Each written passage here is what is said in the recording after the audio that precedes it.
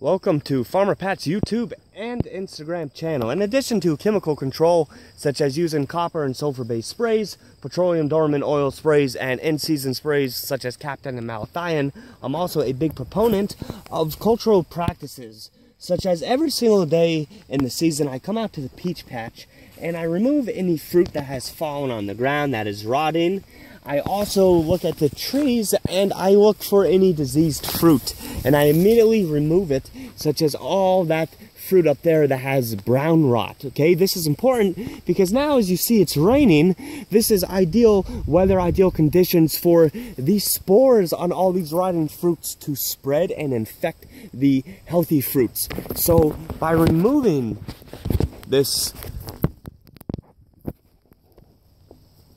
diseased peach with all the other rotting ones, and by going around and finding, oh, look at all these leaves which are now on the ground here. We're going to want to mow over this, okay? Especially at the end of the year, you want to chop up those leaves. And you can actually add stuff like urea, nitrogen-based fertilizers to help in the acceleration of the decomposition process. If you mow them up, if you increase the surface area, they will break down quicker. You know, these leaves on the ground here are a very, very easy way for overwintering diseases to wreak havoc on your peach crop next year, okay? In addition, I'm also going to go around and remove all these pits on the ground here. You know, look at these pits. They are a source of infection. They are a source of devastation, okay? These cultural practices are very important. In addition, you will want to take your pruning tools out here and find diseased branches. Now, don't just cut off where it's diseased. Go a few inches past where it's healthy and make that cut.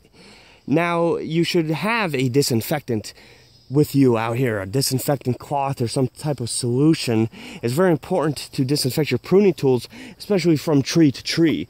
I often do it in tree. Maybe I make a few cuts of diseased branches here, and then I'm going to wipe off that tool before I continue removing dead or diseased branches on this tree. So like I said, the daily regimen of removing diseased fruit on the ground, diseased fruit on the branches, okay, diseased branches, diseased leaves. In addition, keep your peaches spaced out, okay? In the beginning of the season, when the peaches start to form, you should have about 6 to 8 inches between the peaches, such as you see here. Keep the trees nice and pruned, okay? You want an open canopy. You want sunlight and wind to infiltrate to help dry off the vegetation. Remember, prolonged wet leaves are the #1 source of diseases and plants, okay? So this will help. In addition, this will keep the height down. I don't want it as tall as that peach tree over there.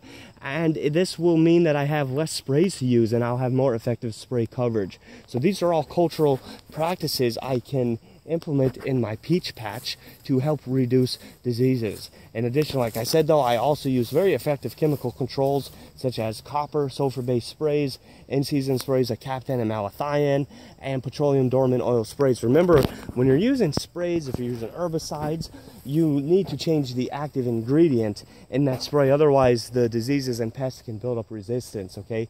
So you're constantly changing the active ingredient, not just the brand name, but the actual active ingredient in your sprays. Thanks for tuning in to Farmer Pat's YouTube and Instagram channel. If you want to enjoy some backyard peaches, then I highly suggest you go out there and just start growing them yourself.